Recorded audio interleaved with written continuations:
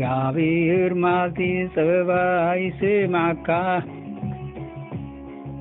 ስም አምላኽና ያዕቆብ ልዕል ይብልካ ካብ መቕደሱ ረድኤት ሰደልካ ካብ ጽዮንካ ይድግፈካ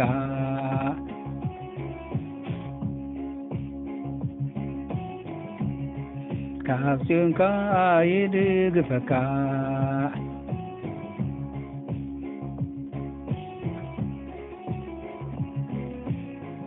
እግዚአብሔር መዓልቲ ጸባይ ስማዕካ ስም አምላኽ ያዕቆብ ልዕል ይብልካ ካብ መቕደሱ ረድኤት ይሰደልካ ካብ ጽዮንካ ይድግፈካ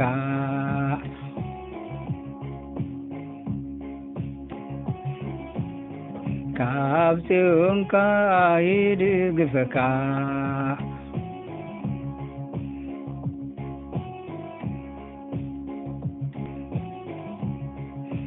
መስዋዕትኻ ብልዕኻ ዘበለ ይዝክሩ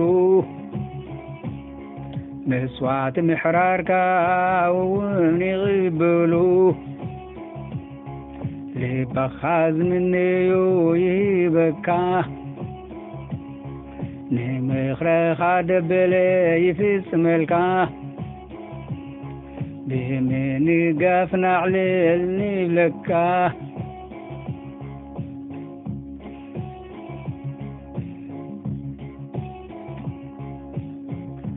መስዋዕት ብልዕኻ ዘበለ ይዝክሩ መስዋዕት ምሕራርካ እውን ይቕበሉ ንልብኻ ዝምነዮ ይህበካ ንምኽርኻ ዘበለ ይፍጽመልካ ብምንጋፍካ ዕልል ንብለልካ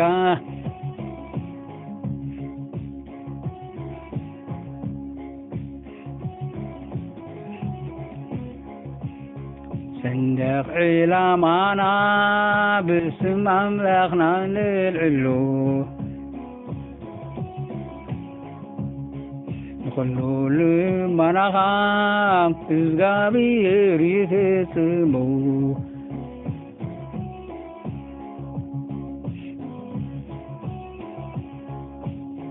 ሰንደቕ ዕላማና ብስም አምላኽና ንልዕሉ ንኹሉ ልመናኻ እግዚአብሔር ይፍጽሙ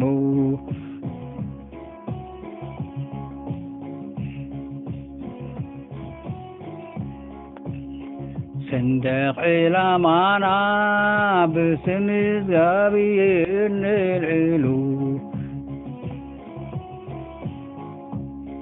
ንኹሉ ልመናኻ እግዚአብሔር ይፍጽሙ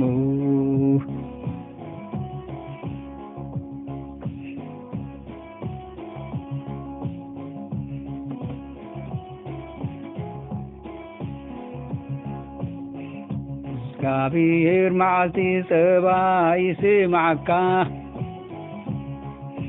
ስም አምላኽ ያዕቆብ ልዕል ይብልካ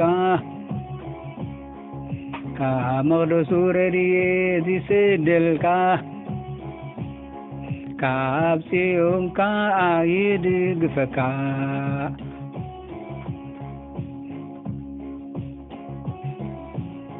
ካብ ጽዮንካ ይድግፈካ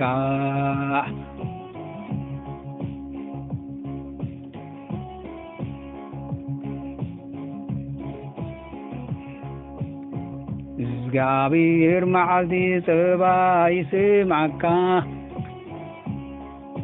ስም አምላኽ ያዕቆብ ልዕል ይብልካ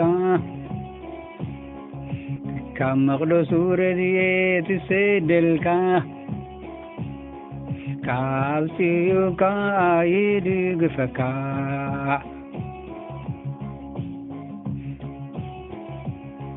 ካብቲውን ካይድግፈካ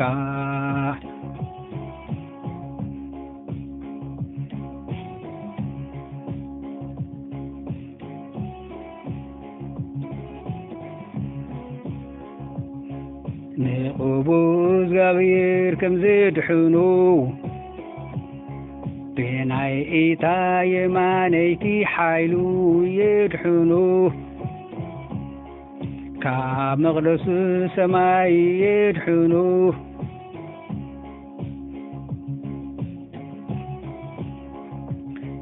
ንቅቡዝ እግዚአብሔር ከም ዝድሕኑ ብናይ ኢታ የማነይቲ ሓይሉ ይድሕኑ ካብ ቅድስቲ ሰማይ ይድሕኑ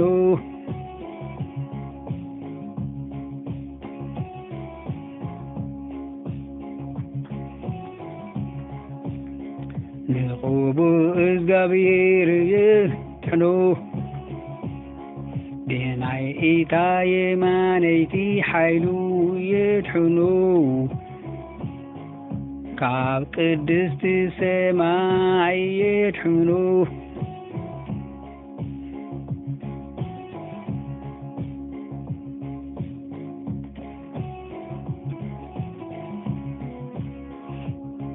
ገሊአቶም ብሰረገላታት ገሊአቶም ብፍራስ ይእመኑ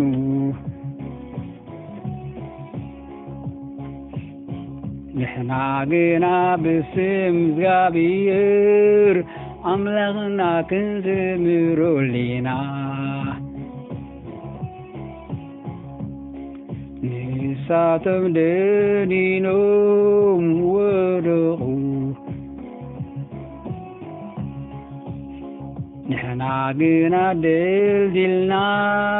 ንቐውም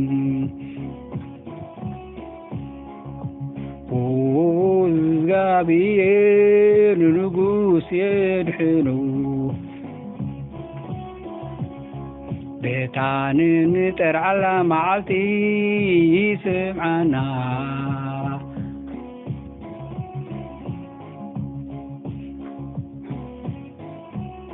አሜን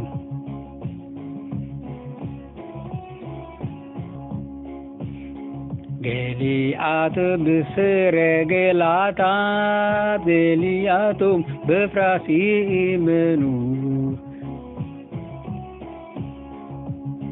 ንሕና ግና ንስም እግዚአብሔር ኣምላኽና ክንዝምሮ ኣለና ንሳቶም ደኒኖም ወደቑ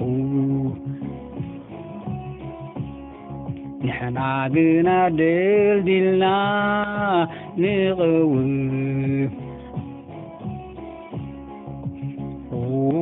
እግዚአብሔር ንጉስ የድሕኑ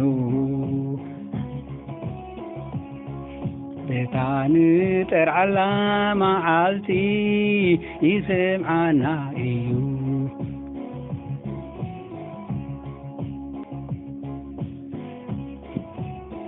አሜን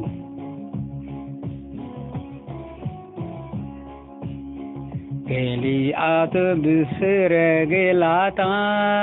ገሊአቶም ብፍራስ ይእመኑ ንሕና ግና ንስም እግዚአብሔር ኣምላኽና ክንዝምሮ ኣለና ንሳቶም ደኒኖም ወደቑ ንሕና ግና ደልዲልና ንቐውም እግዚአብሔር ንጉስ የድሕኑ ቤታን ጠርዓላ መዓልቲ ይስምዓና እዩ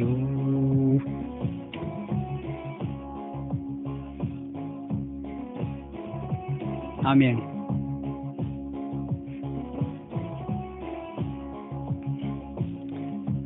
ገሊአቶም ብሰረገላታት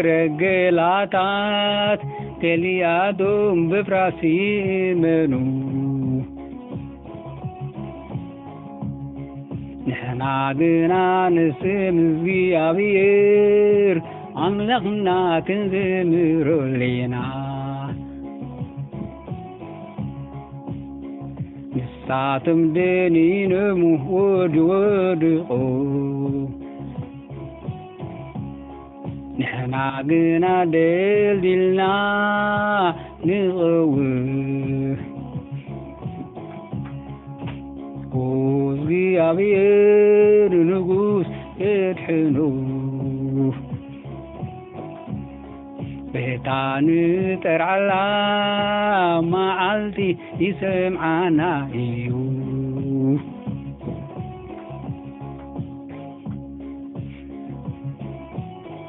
አሜን